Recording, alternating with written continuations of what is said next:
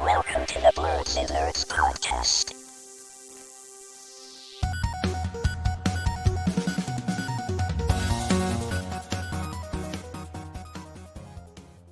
Hello. Hi, everybody. Welcome to the Blerdsnerds podcast book club. I'm Shannon. And I'm Mel. It's book club day. Yay. And we finally finished.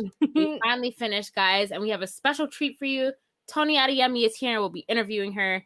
Psych. We're not that important, guys. I was like, I hope my facial expression. I was like, what?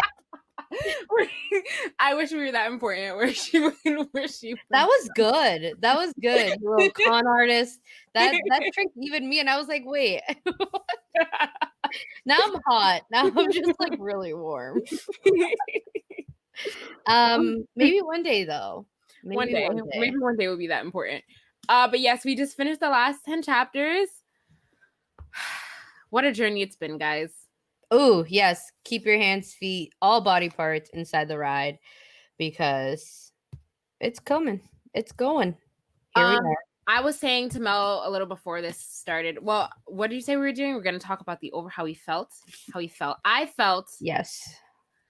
Well, I like this book, but I think I like the first book better than this book. I can confirm that as well. Yes.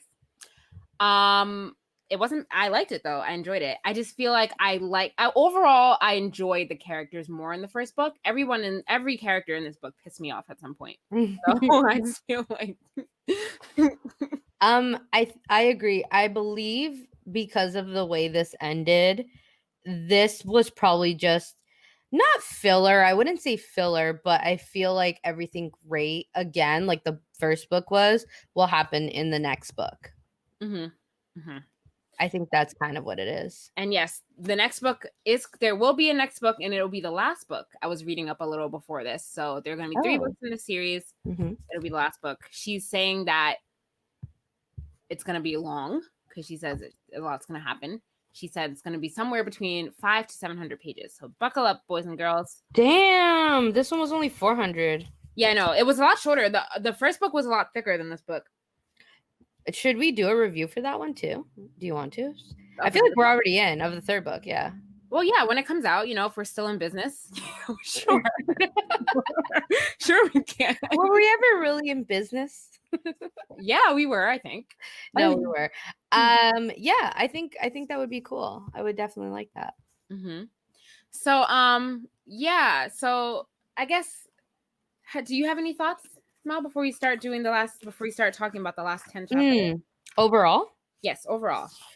Overall, I feel like it was good. I liked it. I feel like the last 10 chapters were really like the bulk of it, the most exciting parts, because everything else was kind of very predictable. And then the last 10 chapters, I think that's where I got was more on the edge of my seat. So yeah. I feel the opposite. I feel like nothing really happened in this. Well, things happened, but I feel like maybe it's because I was just rushing to read the last 10 chapters.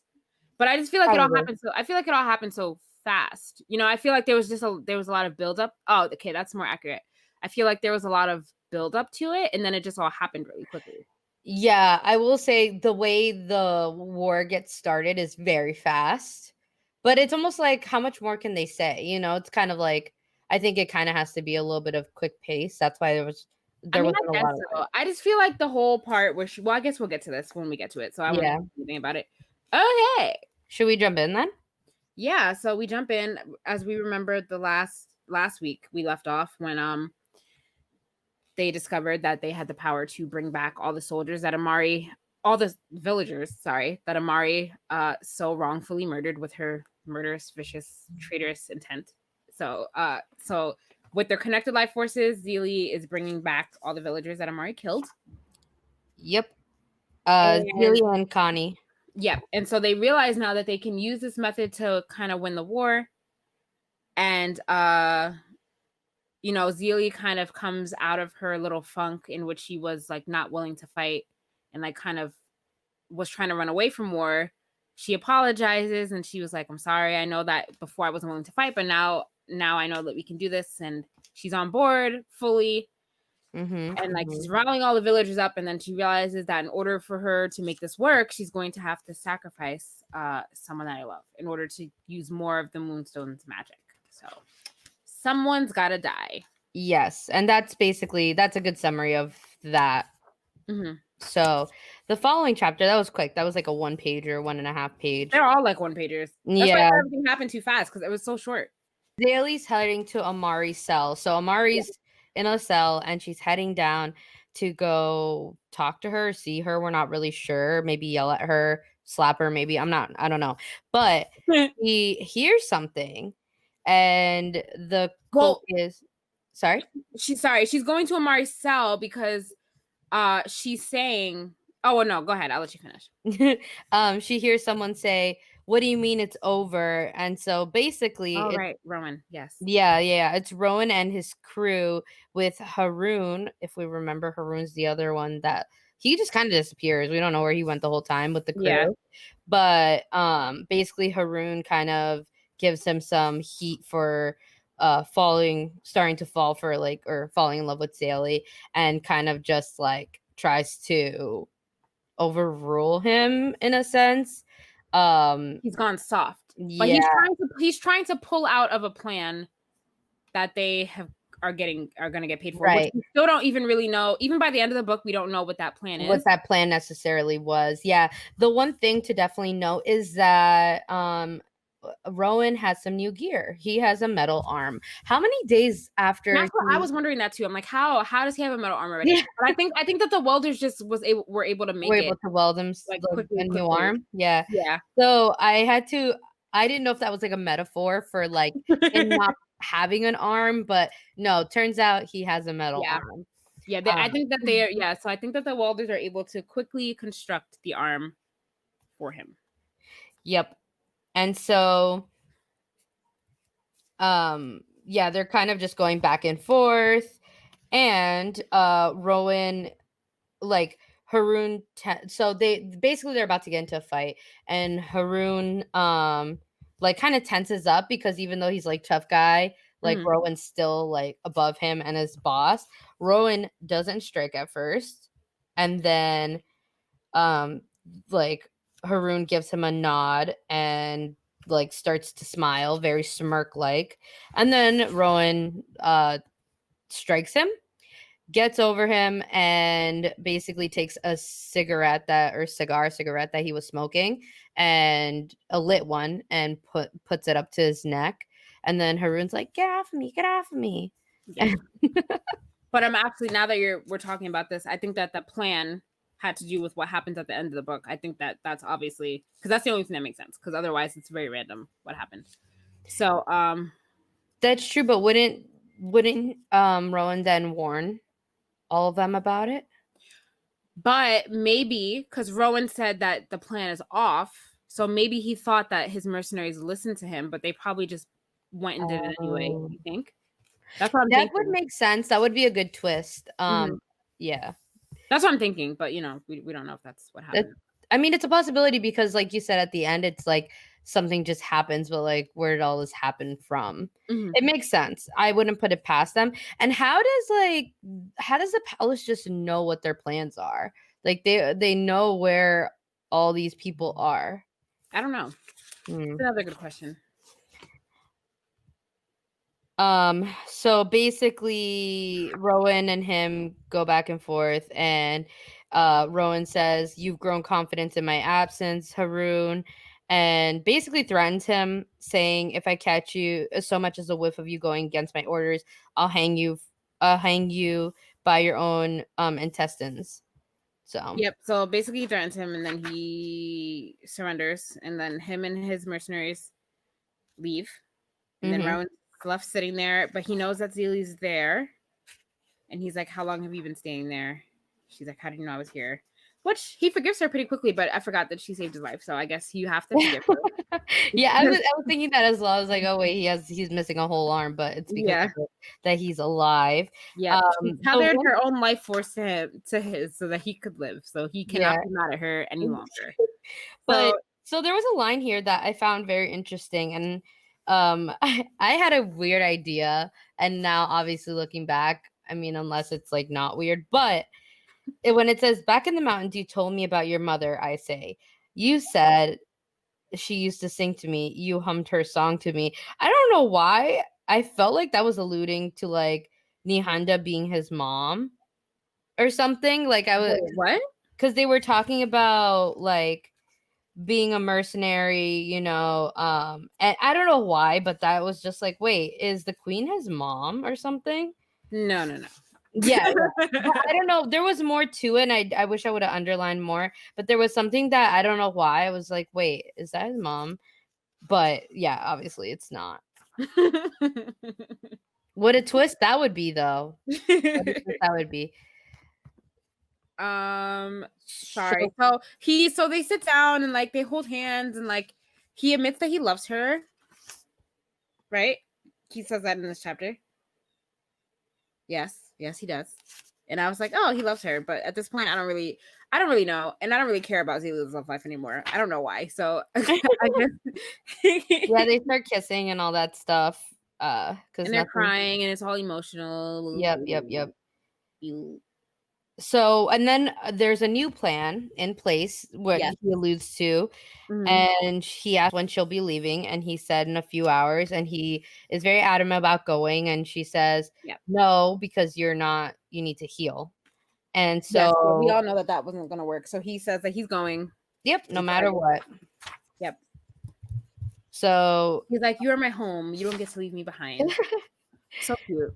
Yeah. Next to Amari, she's like, listen, I'm tired of Amari's pity party. I didn't want, is it mean? I didn't want any more chapters of her. Oh wait, but we forgot to mention that Zelie in this chapter, in the chapter, realizes that the sacrifice, she says that the sacrifice can't be Tzain or Rowan. It has to be Amari, because she's the one out of all three of them that deserves to die the most. She's like, but I still love her too. She was my friend. Yeah, I guess she still feels conflicted about it, because yes, she did care about Amari a lot. But so now we know that Amari is intended to be the sacrifice. So that's why she was on her way to Amari's cell to tell her, like, listen, bitch, you gotta die. You gotta die to win this. You won't die. We have to sacrifice someone. We drew straws. It has to be you. I'm sorry. So Amari, she's just having this internal battle with herself. To be honest, I don't really care. But listen, Amari, if you can't take the heat, stay out of the kitchen, okay? You shouldn't have massacred all those people. Stay in the cellar. So she hears something after talking in her head the whole time, and it happens to be a real person. It's Zelie. She says, at least you finally look sorry. And so she sees Zelie on the other side of the stone bars. And Zelie asks her that if she would have known that she was alive in the village, would Amari still have launched the attack that she did? And Amari can't even be like, no, I would have never. It's kind of a like harsh realization to realize that she would have sacrificed Zelie. Makes me like her even less. I'm just like, come on, Amari. Like, yeah. So basically, she said, she did not care. Well, she cared, but she just thought that there was no point in lying. No, I feel like. But you said to win this war, yes. Like she didn't care about them. She just wanted to win the war. Yes, but I feel like now she feels regret about it. Yeah, because she's behind bars. No, but I don't think it's because she's behind bars. I feel like she feels bad about it. I feel like she would have felt bad about it back then as well. Then why did she do it? Because she's become consumed by trying to win, and she let her father overtake her. Yes, but she also says, if you knew I was still alive, would you have launched the attack? So she would have done it regardless. But I'm saying that she would have felt guilty about it afterwards. That's what I'm trying to say. I don't think that she would not have felt guilty about it. You can clearly see. I think she would have had a little bit of guilt, but her thing was all about, like, for some reason, she just has so much of a battle in her head. I don't think she has room for like outside noise. She just keeps hearing. No, I think she would have felt guilty about it. I don't know. I don't think she would have felt. I don't think she would have been happy about it. I think she would have felt bad. Yes, guilt, but clearly she was still willing to do anything. And like, well, yeah, she was. But I'm just saying she would have felt guilty about it after. Yeah.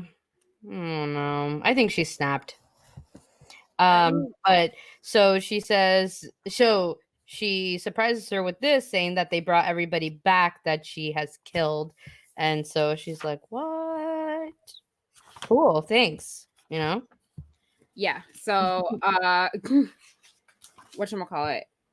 Why So do you think that Zelie even told her all this though? She told her everything, like because Zelie still cares about her. She said that, like she said that in the last chapter. But and she says like you don't deserve to know this, but we did this and this and this, and everyone's alive. but if So she's supposed to be the sacrificial lamb, why should she even know? I get why, but you know what I mean? Like yeah, she went through all this because she still cares about her. Like I guess she felt like she should tell her, and why not? Because she's gonna die anyway, so why not just tell That's her? true.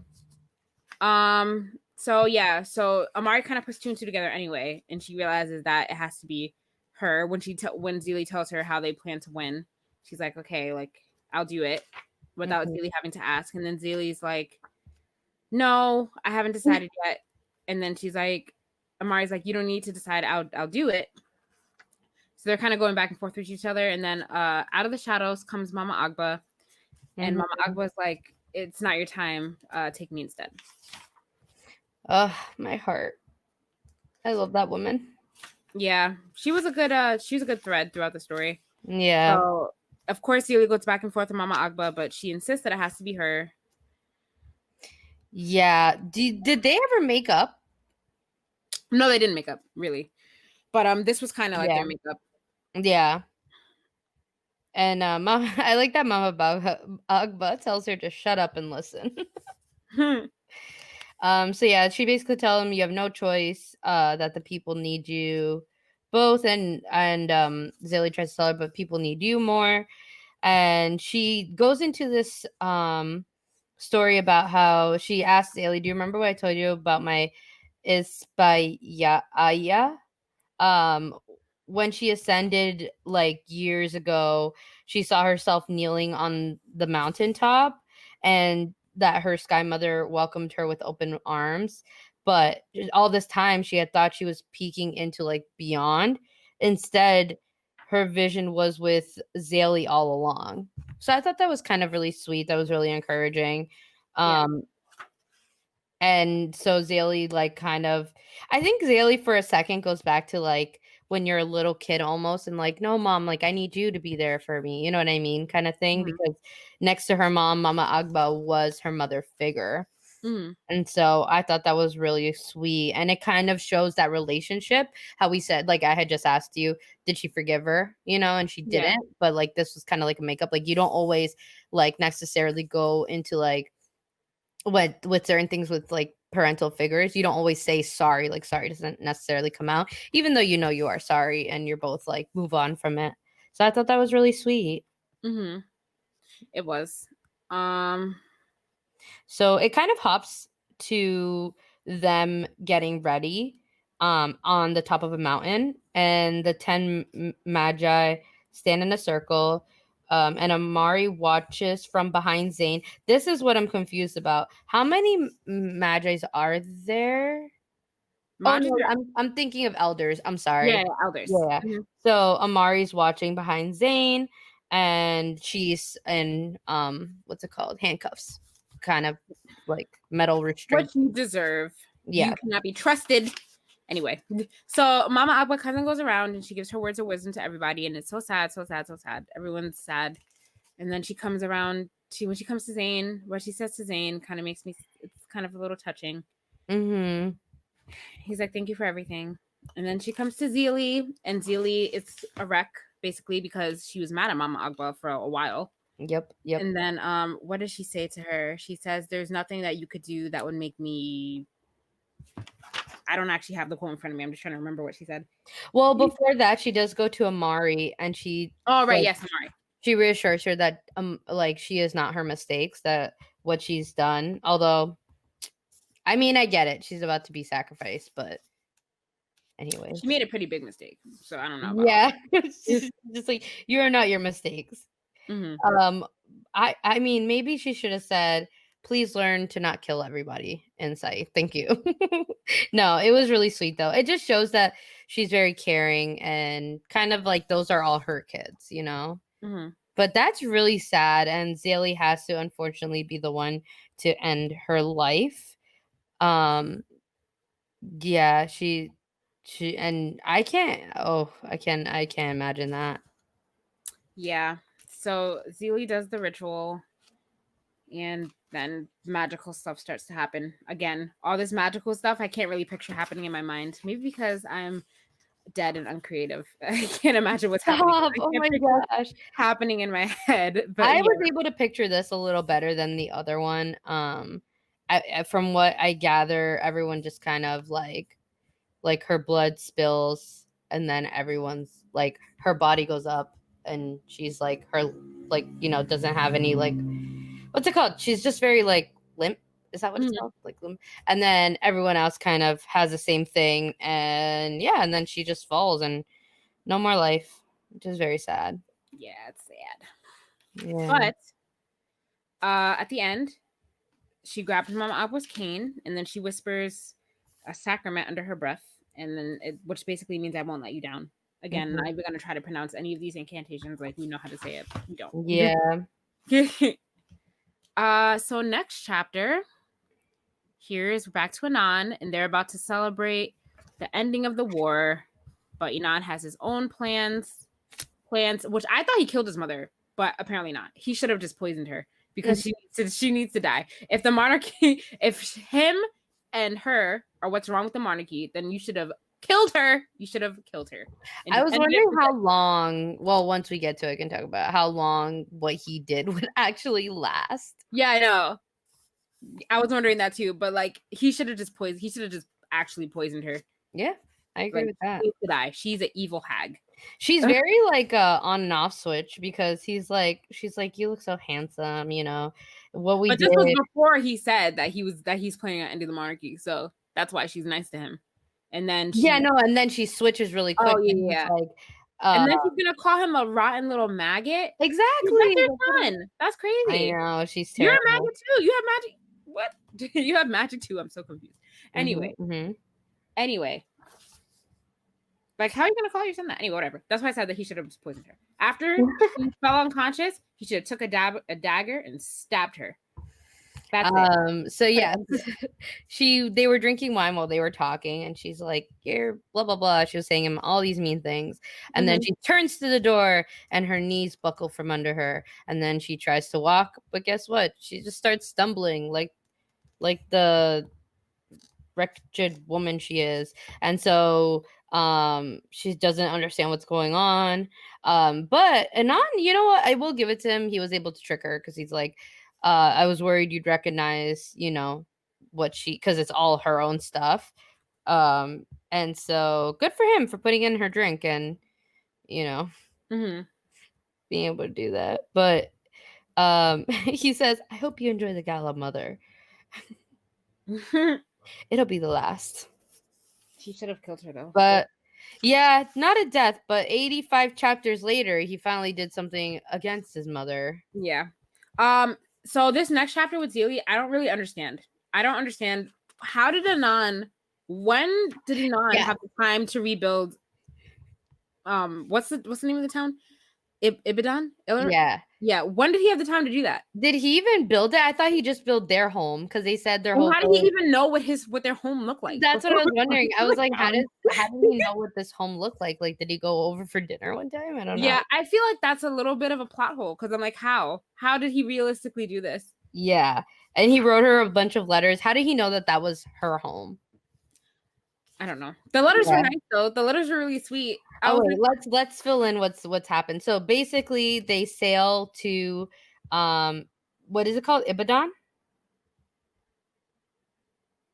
I don't know. I think Ibadan. Yep.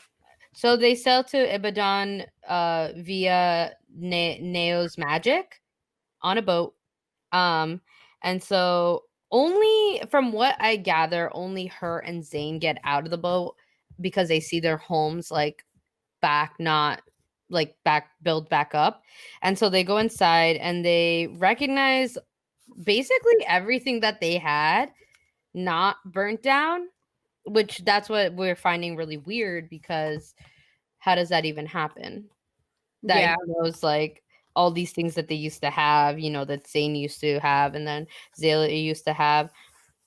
So she starts seeing these letters that say like I'm sorry, and just saying like how much he like cared about her, and a letter that kind of makes her think a little bit about what they're about to do, because he says, you know, that it's clear to him that the plague of Orisha has never been magic at all, but and he says it right there. It's them, his father, his mother, and himself. But yet, like you were saying, why didn't he do anything to his mom? Mm-hmm. And Tzain says something to her, because he's like, did he do all this? And um he's like, even when you two crash, you intertwine. Yeah, it's true. Yeah. Which is sweet and also weird, because we haven't really seen any of that. They've just been like, she's just hated him this whole time. Yeah. So, And then he gave her the coin that she gave him, and then she's very touched. She's a little touched that he kept it the whole time. yeah, I thought this was funny. At the end of the chapter, there is this line that Zelie says to Tzain that says, next time let's fall for a pair of siblings that don't come with a crown. I found that line to be corny. I thought it was like a corny movie line. I was like, ew. I thought it was kind of funny. But well, first of all, when she's talking to Tzain, we learn that he's done with Amari. Yeah, apparently they're done. At least it shows that he is on her side no matter what, as a sibling, as a brother. Yeah, she would have killed her. So yeah, you can't date her after that. Well, she would have killed Tzain too if Zelie wasn't the one to be like, I'm gonna go so you don't kill my brother. That's true. Yeah. There's like, so she would have been okay with killing him too. Yeah, there's literally no coming back from that, Amari. You don't deserve Tzain. I'll take him. Someone manifest me the real life version of him, and I'll take him. Oh my gosh. I would love to see fan art of like all the characters. I would love to see a movie made and who they would cast to play him. Who would you want them to play, or who would you want him to be played by? I have to think. There's so many. It has to be. I feel like I have someone's face in my mind, but I forgot his name. Wait, look it up. Please hold, everybody.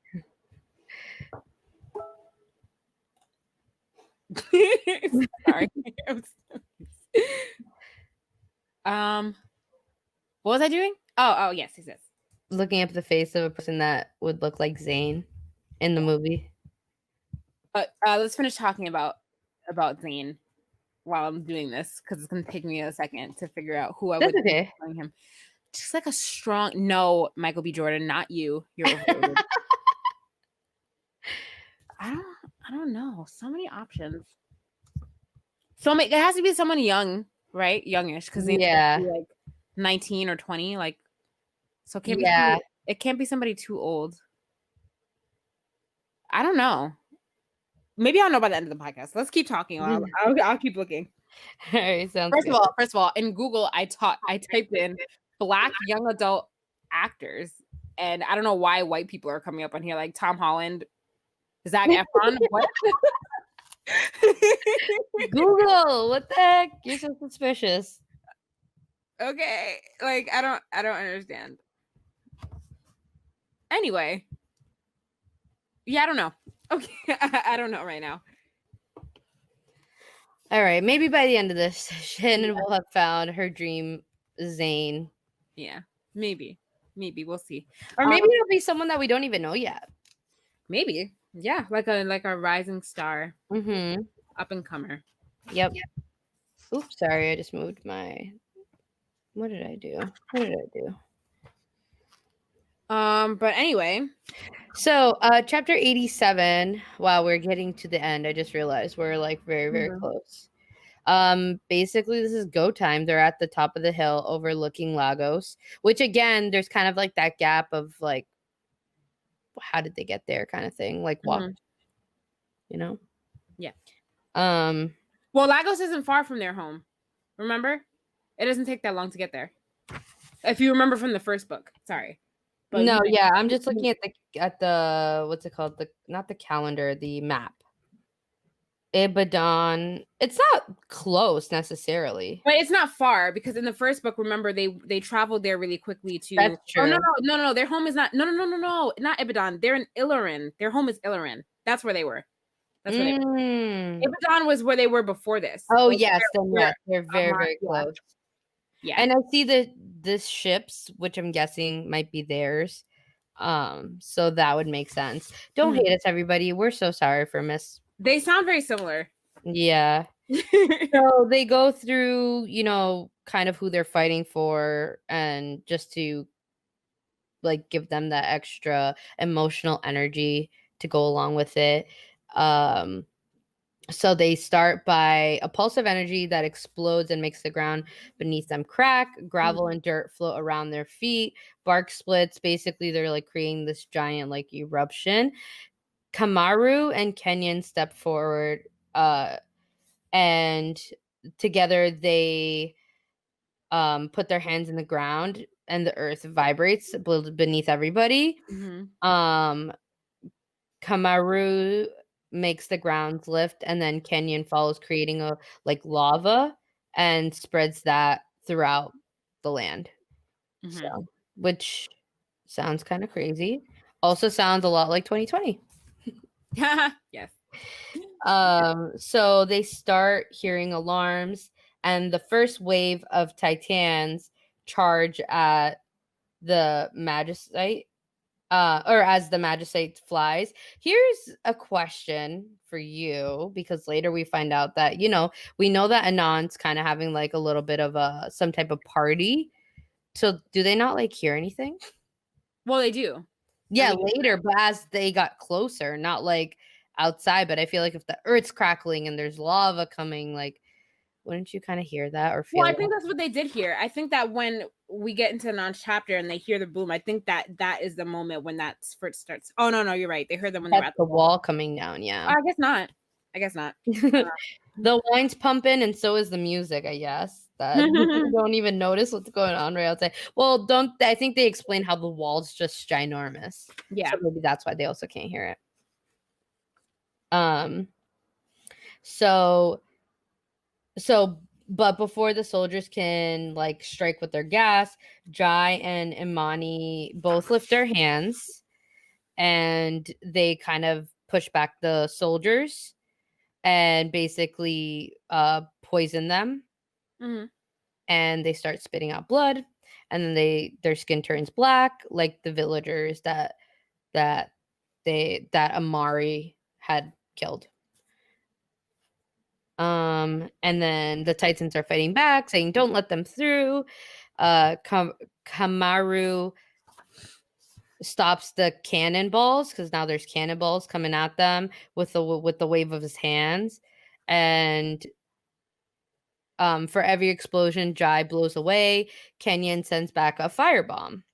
So they're kind of just going back and forth. And again, the people at the party just happen not to be hearing any of this. Mhm.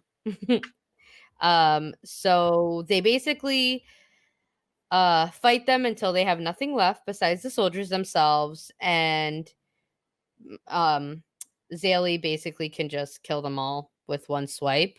Mhm. So when she raises her hand, every Titan freezes in place, and as she rips basically the life out of them, and then they all drop.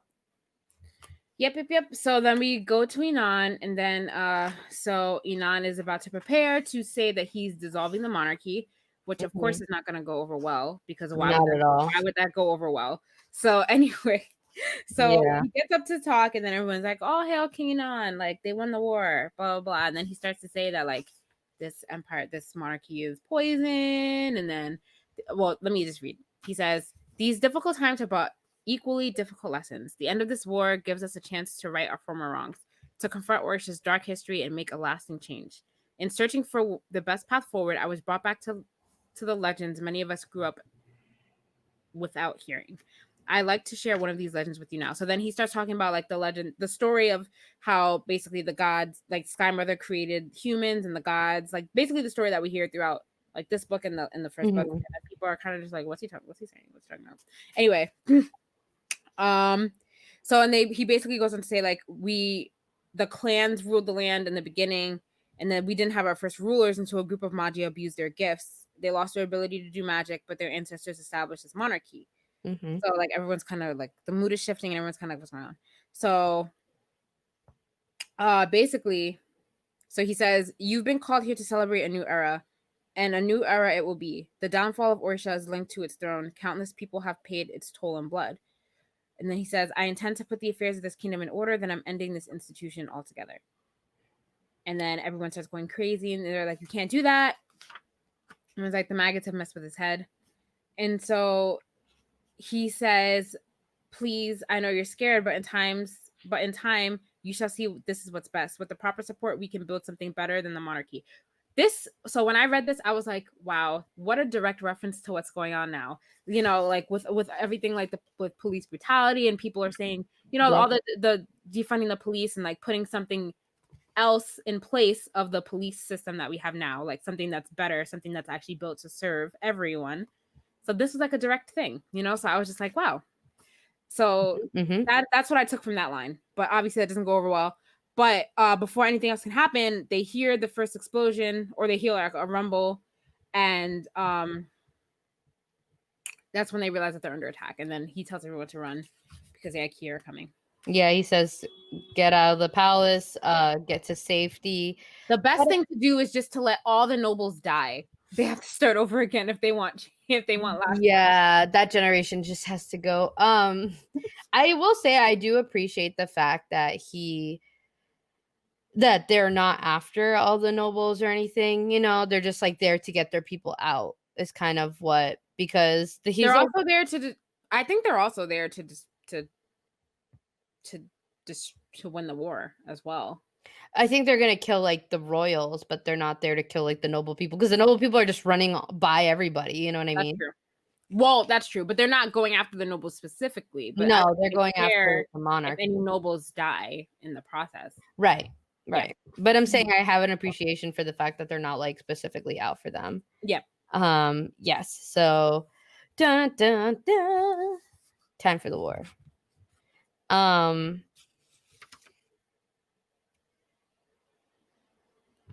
So sorry. So yeah, so it's kind of like there's a huge riff of just stuff going on. So now turns barrels of wine into battering rams.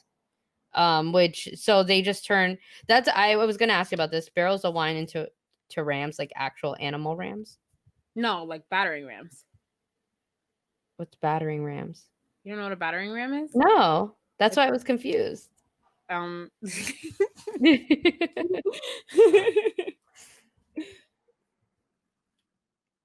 like the thing they use to ram a door, like a battering ram. I'll show you this picture. I don't know if you'll quite understand, but like a battering ram, Mel. Yeah, sure. Everyone knows what a battering ram is. Here, please don't make me feel stupid. Here, see here. This. Oh, I see what that is. Okay, yeah, I didn't know. I didn't know they had a name. I mean, to be honest. Well, it has to have a name. Some ancient weapons of war. They don't just call it that thing. It has to have a name. But yeah. So yeah. So everyone's coming. And then Amari comes face to face with her mother, who is not dead because Inan did not kill her. And Amari doesn't kill her either. It turns out. Like, you. Like, I just picture this like weird like old lady, even though she's not old. She's like, yeah. And like, of course she wakes up in the nick of time to like friggin'. And she's still hobbling, you know, from the whatever, you know, gave her like, yeah, but how is she's like hobbling? I imagine like this person that's like, you know. Yeah, so her and Amari go at it. Yeah. So she stuns her with her magic, and then she's about to like take a final blow, but something stops her. It's the voice of her father again. And then, but she stopped. It stopped her, and Amari realizes that she doesn't actually need to kill her mother because they lost the war anyway. Like, there's no way that they can win now. But you should have just killed your mother. Killed her. Let her go. Yep, should have just killed her. She never liked you, anyways. Literally. So she turns to walk away, and her mother's just like, "You've never been great. You will never be great." And so Amari's just kind of ignoring her, and she's walking away, and she says, "Each step I take feels lighter than the last." So she feels like she's finally freed herself from her mother's poisonous grasp. Mm-hmm. Mm-hmm. Mm-hmm. Mm-hmm. Uh, And so now we're on to chapter 90, the I don't last know if I'm more annoyed or just like, girl. by Amari. Yes. Oh, for not killing her? Yes. Yeah, but I guess she doesn't want any more blood on her hands. I don't know. She already killed enough people. She had no problem doing attacks on these people who didn't deserve it. Yeah, I know. But yet the one person that's literally causing the most problems. Yeah. She's just like, I'm just going to walk away. She wasn't going to walk away from Tzain dying. She wasn't going to walk away from Zelie dying. It's very true. I think that's why, going back to like our earlier conversation of why I'm like so annoyed by everything, is because of like annoyed with her specifically, and why Zelie like even cares to tell her all these things is because of that. Mm-hmm. Yeah, like how is she gonna believe that her mother's just not gonna do anything after she gets up? That's true. That's you know? true. So on to chapter 90 is the last chapter of the book. So Zelie, basically, they're in the middle of all the chaos, and they locate the cell where all the other Magi are. Mm-hmm. And she runs to go free them, and in the midst of doing that, she sees Inan, and she tells everyone to go because she's gonna go after Inan. And this is the moment that we've all been waiting for. She's actually gonna kill. So like I was actually surprised that Zelie was actually still going to kill him. Like I was convinced that she wasn't gonna kill him after like she saw all the notes and stuff that he left, and like I thought that maybe she had a little bit of a change of heart, but no. Nope. She's I had still... a feeling she was still gonna do it, but I could see how those letters could change her mind. But she didn't have them. She had them still in her head. So yeah. So they come face to face, and Inan's like, "Go ahead. I'm not going to fight you anymore." Mm-hmm. And so she's a little surprised that he was so willing to like give up his life. And he's like telling her all this stuff. He's telling her where the treasuries are located, and how to distribute the wealth. And she's a little surprised that he's like just telling her all of this and how he can be so calm in the face of death. But she then realizes that he was serious about what he said about how like he's ready to die at her hand, because he's like done with all the fighting. Yep. And he also tells her where the poison is located. There's like rooms of like poison, and like, you want to get rid of that, because any soldier that ends up working for you or whatever they end up doing will potentially can use that against them, and they know where that is. So yep. And so then she places her hand on his chest and is pulling his life force out. And Amari's he's like, I'm glad I get to see you again. And then I'm like, why didn't you tell her that you loved her, Inan? You love her. Say your last words of love before you die. So Zelie is seeing all of that they've been through as she's kind of like pulling his life force out. And then right before like he takes his last breath, or it seems like he's about to die, he just says, "I'm sorry." And then she says, "I know." But of course Inan can't die. Duh. So so something happens. Rowan comes running down the hall. He shouts her name, and then he throws a mask towards her, and there's some kind of smoke that kind of like knocks him unconscious as soon as it hits him. So like, and then she's confused, and then the smoke hits her as well, and then she falls unconscious, and then boom, that's the end of the story. We don't know what happened. Like, we don't know what happened there. But obviously Nana's not dead. So and we left this, like, we end the book the same way that we ended the first book too, like not knowing if Inan is dead or not. Again, we don't know if he's dead, and we don't know if he's dead or alive. Yep, somehow he just manages to get saved every single time. But now I'm pretty sure, like before, like we thought he was dead when we first started this book. Like we thought he was dead. But I know for a fact now that he's not dead. Yeah. I know for a fact he's not. He can't be. So there's a quick little epilogue at the end. It's like literally one page. Epilogues are important, everyone. And they are. But you notice how sometimes epilogues aren't important and sometimes they are. And then this book, the epilogue is important. So yes, very important. Basically, Zelie starts to wake up, doesn't know where it is. And this is actually painted really well, because I pictured this as what the movie would sort of be like, or show if they have one. And basically wakes up, doesn't know what's going on. There's a wooden floor, so obviously she realizes that she's not where she was. Doesn't she step on Amari to like? Yeah, she steps on Amari to like look out a window. Yeah, Okay. and then they realize that They're in the middle of the ocean. they're in the middle of the sea and there's never ending waves in the direction. So someone else has stolen them from their land and they have no idea where they're going. Just like colonizers used to steal slaves from their land. So now we don't know where the heck they're going. Somewhere out of Orisha, which is ironic because that's what they wanted. That's what Zelie wanted them to do in the first place. Yeah. So do you think this is Haroon and his men? Yeah, Like, I think so. I think so now because I don't really know what else would explain working for Nihonda? Hmm? Working for Nihonda? Yeah, because I don't really know how else you would explain like some random people coming and stealing them. Like who would it be? You know? I don't know. I feel like it has to have something to do with that. Otherwise, that chapter wouldn't be important at all, you know? Yeah. And also because so clearly some time has passed by. We don't know how much time, but the fact that they could grab at least Zelie and Amari, who we know of so far, and put them on a boat and like they're just waking up now, but they're in the middle of the ocean or what they perceive to be the middle of the ocean, is very, very fascinating. Yeah. So it's going to be very interesting to see what happens in 2 years whenever this book comes out. Who knows when we're going to get it? Should we Google? I kind of want to see. I don't think there's a release date yet. Okay. She said that she's going to take her time writing it. So that was November 22nd, 2019. So okay, cool. At this point, it's been almost a year. So maybe like next year, maybe. Yeah, maybe next year. Yeah. Maybe at the end of 2021. Yeah. I was gonna say this is like George R. Martin, right? No, please do not let it be like that. Oh Lord. That's what I'm saying. Imagine it's like that, where it's just like 15 years goes by. Yeah.